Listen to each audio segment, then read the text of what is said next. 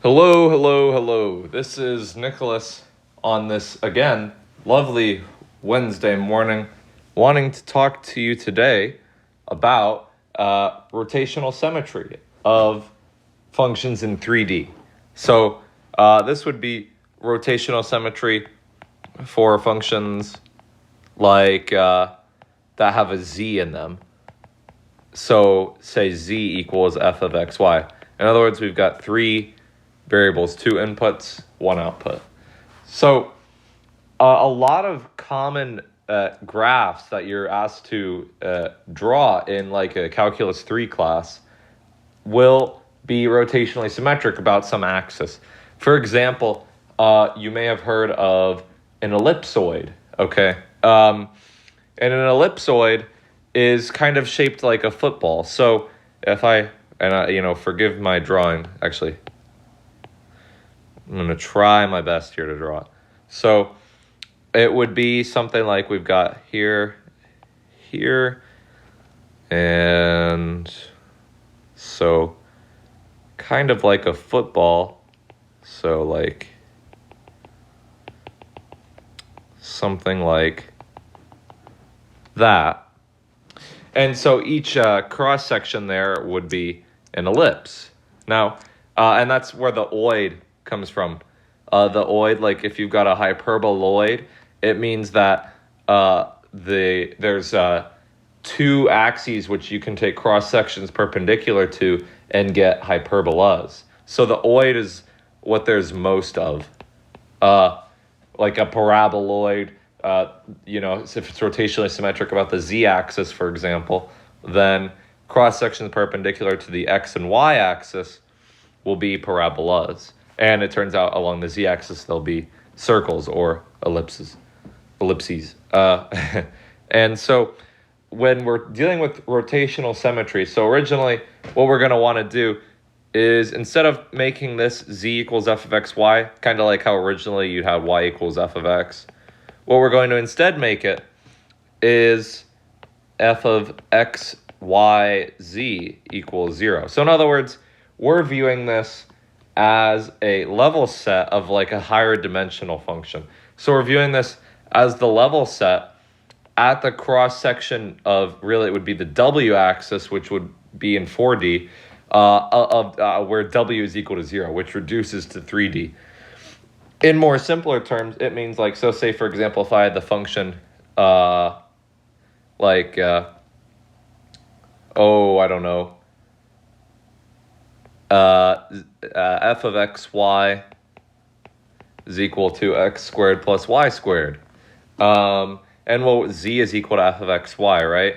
And so what we're saying instead is let's make big F of x, y, z be equal to, say, x squared plus y squared minus z. In other words, just bring everything over onto one side and then set the other side equal to 0.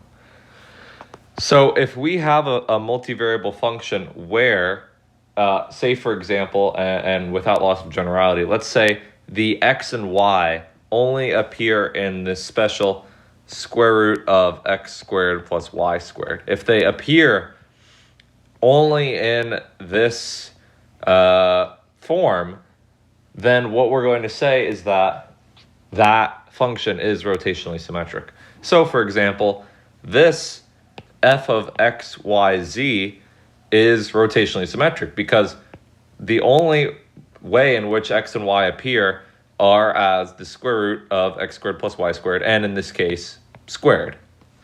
And so if x and y appear only in that way, the function is rotationally symmetric. Now, this is not arbitrary, right? This choice of where the x and y appear is not arbitrary because realize that this is just the distance to the z-axis, right? This is just the distance to the z-axis. And so we could essentially replace this with like a r sub z, right? So really f of r sub z meaning the radius to the z-axis. So really you could think of f of x, y, z as r sub z squared minus z. And so that means that this function here can be thought of like this. So again, I'm going to try to draw it here. Let's see. Setting up the axis is always the hardest part for me. So let's say we've got like this this Voss shape. So and then it goes back along here, and something like that maybe. Okay. Now if I'm going to take a cross section along or perpendicular to the z-axis, say like right there, so try to draw it here, like this cross section up here at this particular value of z, then that cross section can be found as just a circle, right?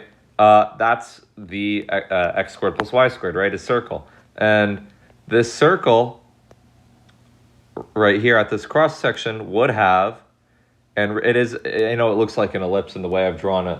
Whatever, it has a constant radius. I know my 3D isn't exactly the best, but it would have a constant radius, and that radius would be the distance to the z-axis, right? That would be r sub z.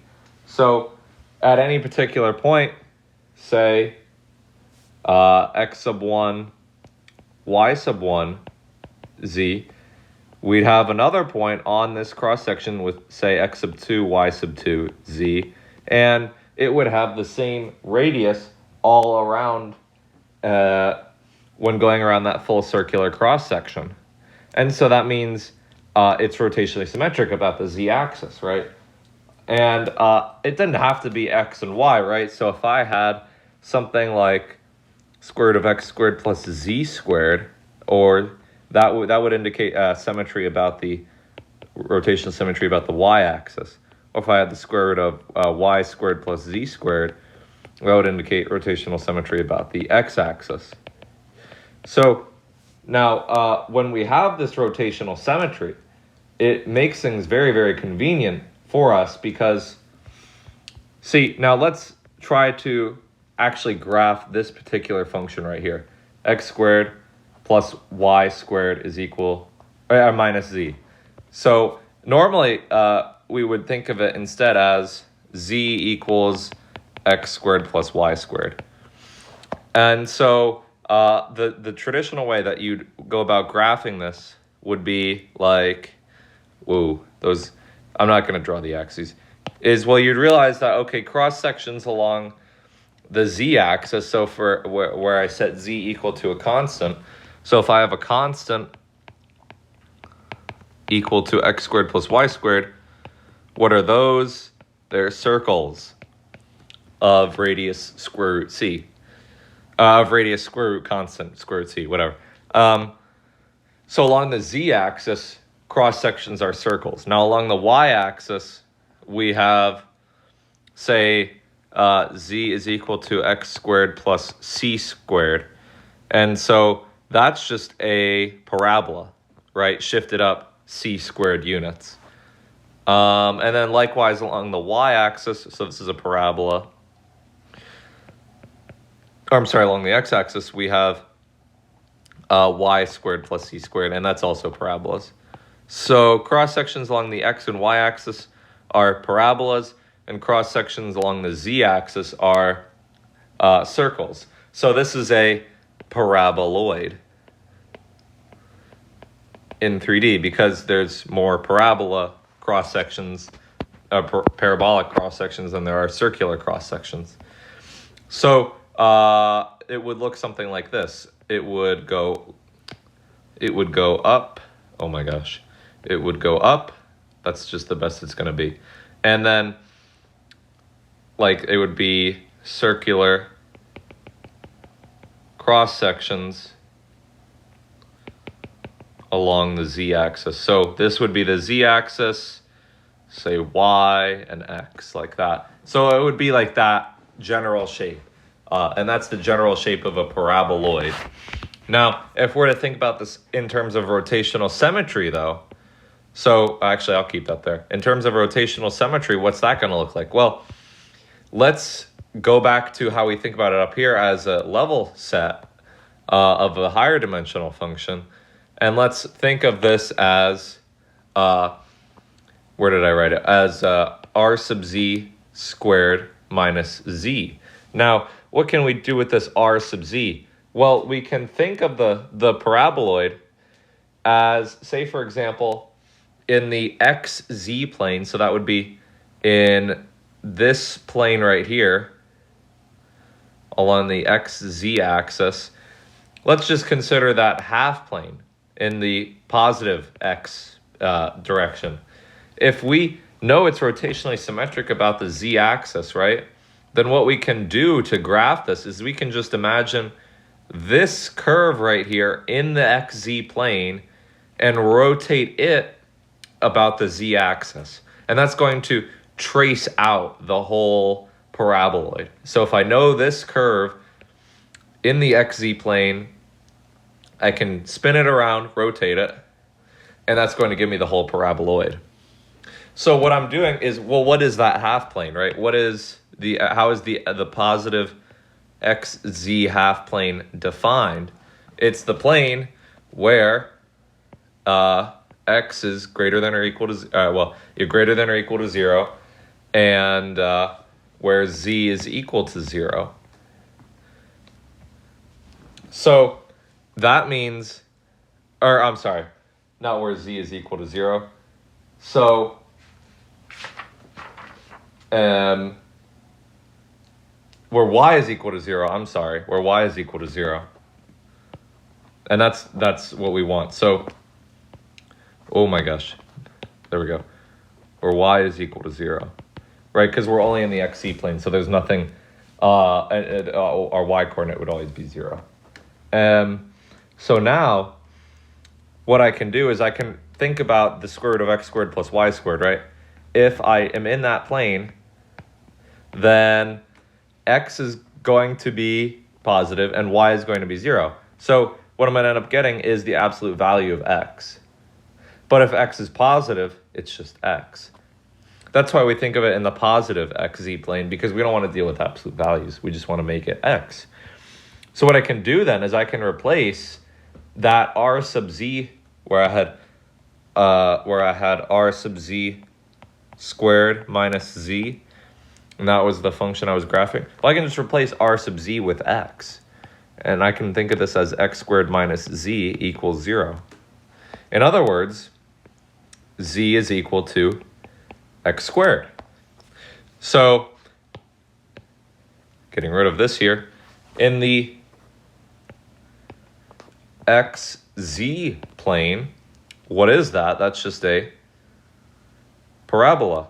And I'm only drawing that half of the parabola and not this half of the parabola here. I don't care about this half because I am restricted to x being positive, because that's how that half plane is defined.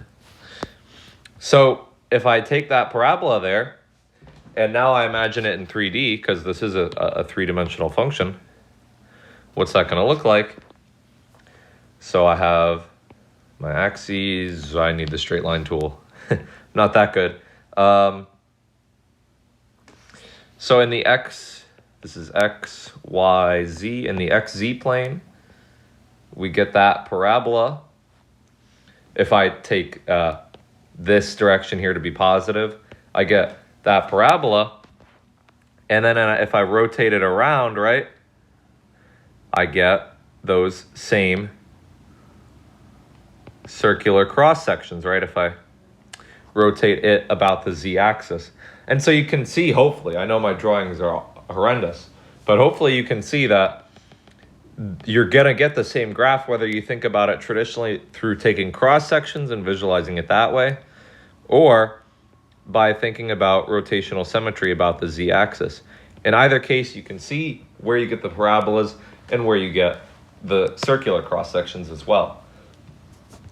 So in short, if you see anything, if you can rewrite the function f of x, y, z as some other function, say g, being a function only of the square root of, say, x squared plus y squared, or y squared plus z squared, or x squared plus z squared, any of those types, comma z, then you have rotational symmetry. In that particular case, about the z-axis. So if x squared plus y squared only appear in that combination, you got rotational symmetry, and you can graph it and think about the graph much more easily. And so I think that with that,